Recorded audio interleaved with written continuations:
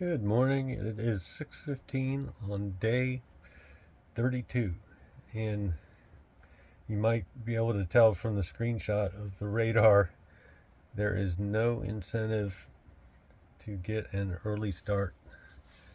So I am gonna wait a little bit, but I don't want to wait too long because I want to get to my destination hopefully before dark. So that's what's going on today so far. I'm loading up my backpack, Z-Pack Arcall, and I put bags on the inside. I'm having to double bag it rather than a pack cover. But this is a new bag, and yesterday, in only 3 hours of rain, there was a pool of water at the bottom, and my stuff was dry, but the water was at the bottom. I don't know how that rain's getting in. I didn't have a lot of stuff in my pack, and I battened it down really good. And it's not the first time that this has happened, and I'm disappointed with this Arcall. There's something going on. I can't tell where the water's getting in, so I may have to do something to fix this situation. All right, Steve just dropped me off at Iron Mountain Gap, and I'm back heading north. And somehow I managed to time the rain perfectly. It just moved out about half an hour ago, and I'm on the trail early enough, and so I couldn't be more pleased about that. Once again, I'm hearing my friend the pileated woodpecker. I don't know if you just heard that, but they've been greeting me since day one on the trail, but I have yet to make a good sighting of one. Still hoping to actually see one fly by.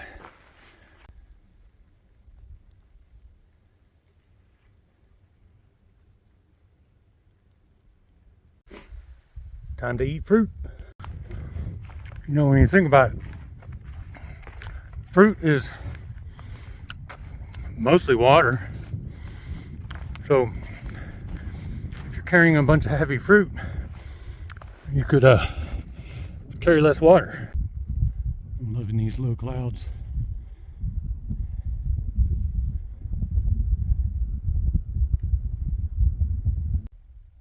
Stopping at the Clyde Smith shelter for lunch.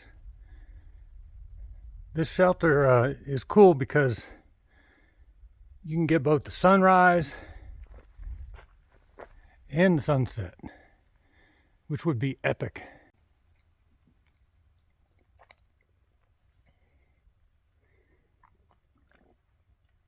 Hey, so I'd like to do a few shout outs.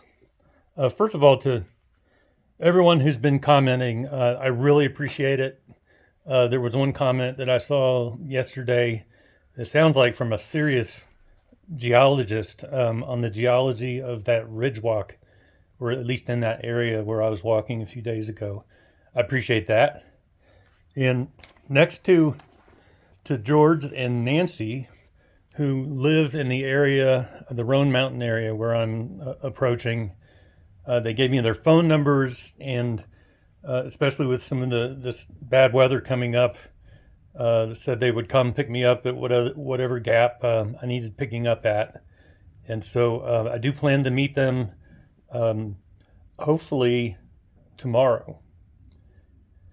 Next shout out is to my wife, who continues to do a good job holding things down at home. It's hard being away from her. It's hard for her. It's hard for me. It's hard for us.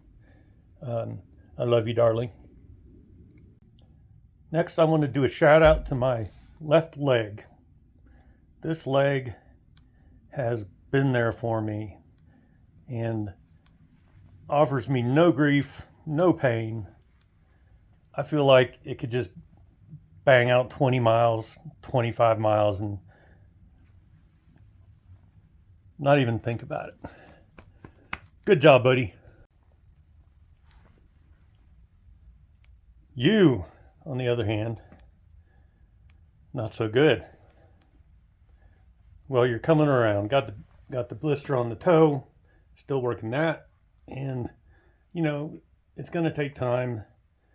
I've got to grow new skin. That's just the way it is. But it is slowly improving. And you talk about blisters. I only have one blister. That's the one. The rest of the time, I don't even have any hot spots. I'm also getting a little stiffness in the knee. I've got a brace on it, which is kind of something I expected before this hike. And I think because I've been walking funny because of the blister, that's caused a little stiffness. I won't call it pain. I don't admit to that, but it's stiff there. And also a bit of swelling in the lower leg on the right, which is why I've been eating lunch like this. Step it up, buddy. Good God, this granola came with no M&Ms in it. This injustice stops now.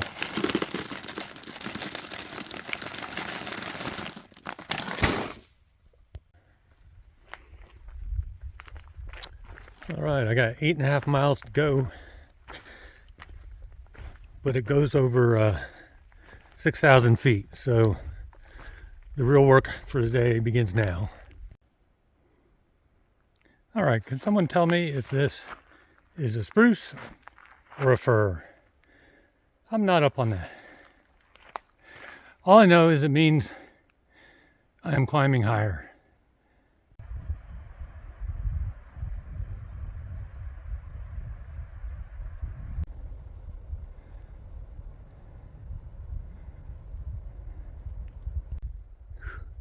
It's so dark in there.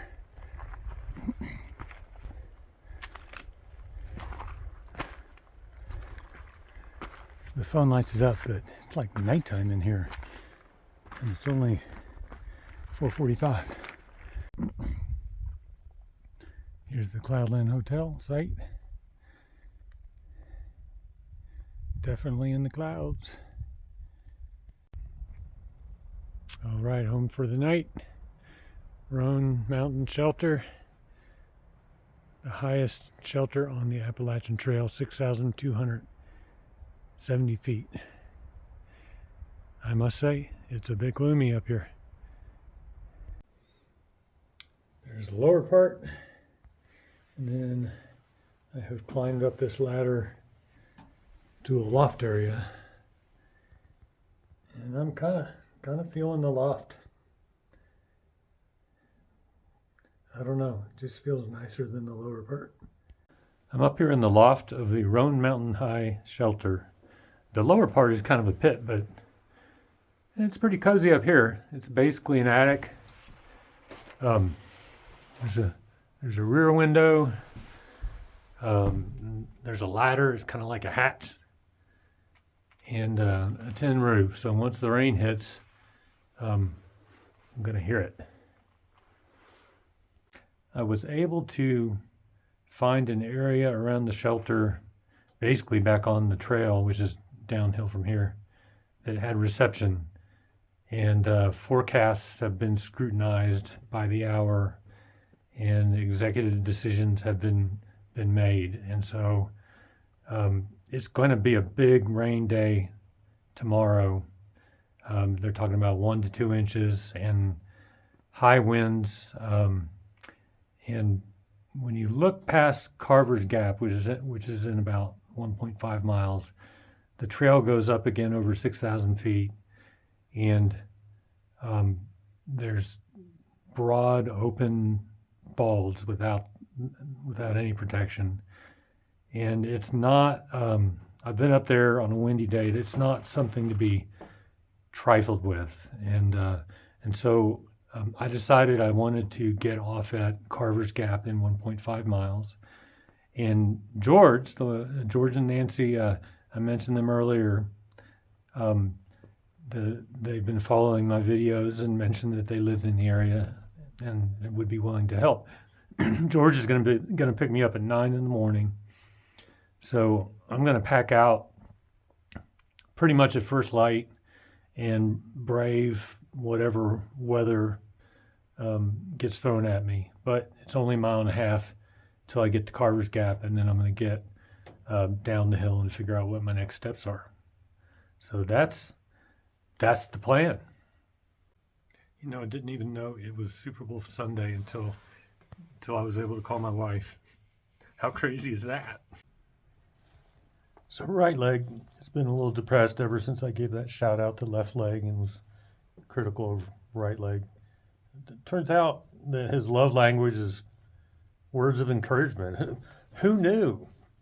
So I gave it a pep talk. That seemed to help a little bit. And then all the other body parts said, well, what are we, chopped liver? And I said, well, some of you are liver. And they said, that's not the point. We want recognition too. So I said, okay, other body parts, you've done a great job.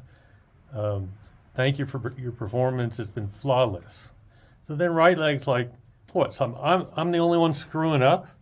And I said, kinda. I mean, I can't outright lie. How healthy is that? And so now right leg is even more depressed. I'm not sure what I'm going to do. I need to get some kind of psychologist in here to help me sort this stuff out. So sorry. This is what happens when you get stuck in a loft in the middle of nowhere. Everyone else is watching the Super Bowl right now.